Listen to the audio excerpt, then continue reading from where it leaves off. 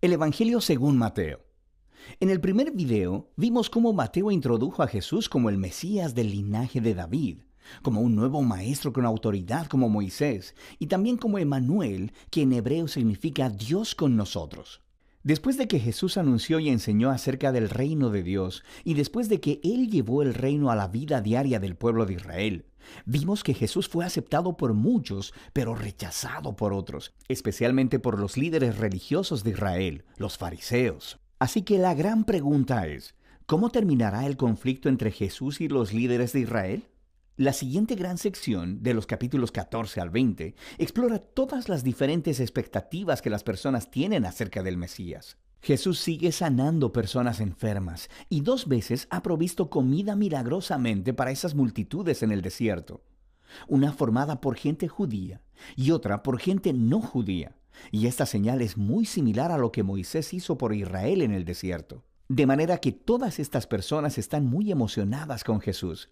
Ellos piensan que Él es el gran profeta y el Mesías, pero no así los líderes religiosos.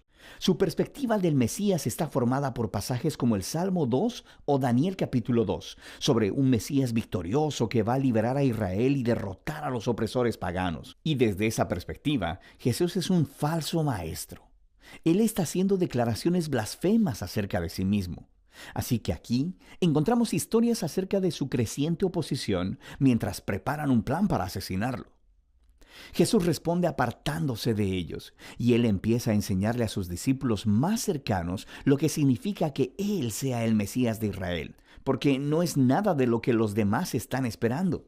De manera que Jesús le pregunta a sus discípulos en el capítulo 16. Él dice, «¿Ustedes quién dicen que soy yo?» Y parece que Pedro se topa con la respuesta correcta.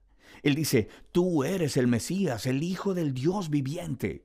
Pero luego queda claro que Pedro está pensando acerca de un rey que va a reinar victoriosamente a través del poder militar.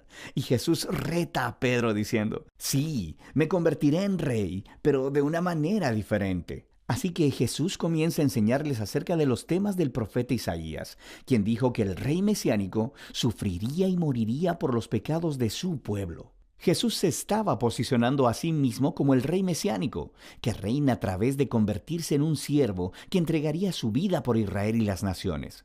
Y bueno, Pedro y los discípulos simplemente no lo entienden. Así que Jesús entra al cuarto bloque de enseñanza, seguido después por otra serie de enseñanzas.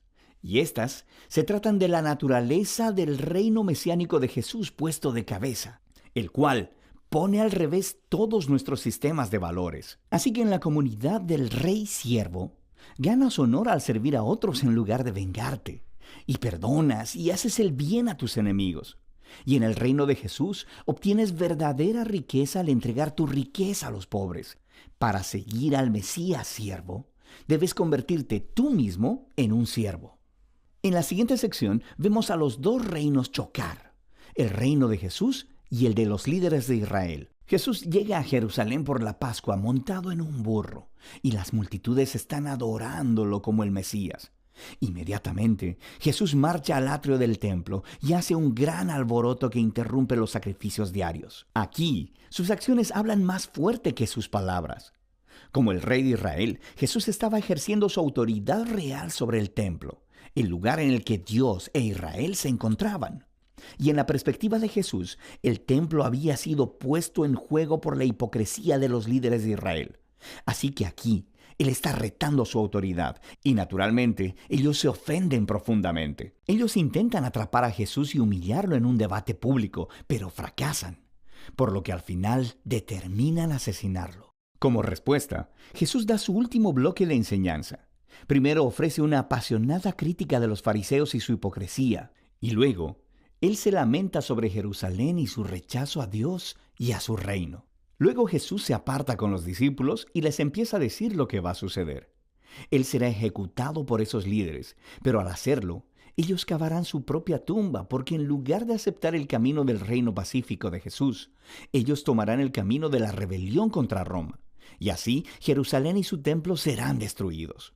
Pero Jesús dice que ese no es el final de la historia. Él será vindicado después de su muerte a través de su resurrección, Y un día Él regresará a establecer su reino sobre todas las naciones. Mientras tanto, los discípulos deben mantenerse alerta y comprometidos con anunciar a Jesús y su reino, y extender las buenas nuevas. Y con todo esto resonando en los oídos de los discípulos, la historia llega a su punto culminante. Esa noche, Jesús aparta a los discípulos y celebra la Pascua con ellos.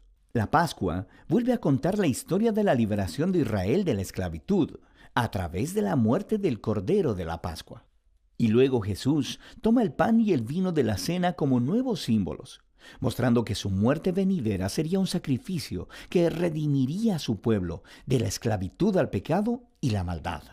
Después de la cena, Jesús es arrestado y puesto en juicio delante del Sanedrín, el concilio de los líderes judíos. Y ellos rechazan su declaración de que es el Mesías, lo acusan de blasfemia contra Dios. Entonces Jesús es llevado delante de Pilato, el gobernador romano, quien piensa que Jesús es inocente, pero cede ante la presión de los líderes judíos y sentencia a Jesús a muerte por crucifixión. Así que Jesús es llevado por soldados romanos y crucificado.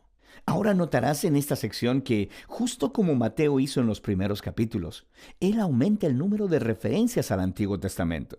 Él está tratando de mostrar que la muerte de Jesús no fue una tragedia o un fracaso. Más bien fue el sorprendente cumplimiento de todas las antiguas promesas proféticas. Jesús vino como el Mesías siervo del que Isaías hablaba. Él fue rechazado por su propio pueblo, pero en lugar de juzgarlos, Él es juzgado en su lugar, llevando las consecuencias de su pecado. Así que termina la escena de la crucifixión, y el cuerpo de Jesús es colocado en una tumba. Pero el libro termina con un giro sorprendente, el último capítulo. Los discípulos descubren la mañana del domingo que la tumba de Jesús está vacía. Y de pronto, las personas comienzan a ver a Jesús resucitado de entre los muertos. Y el libro concluye con un Jesús resucitado, dando su enseñanza final, llamada la Gran Comisión.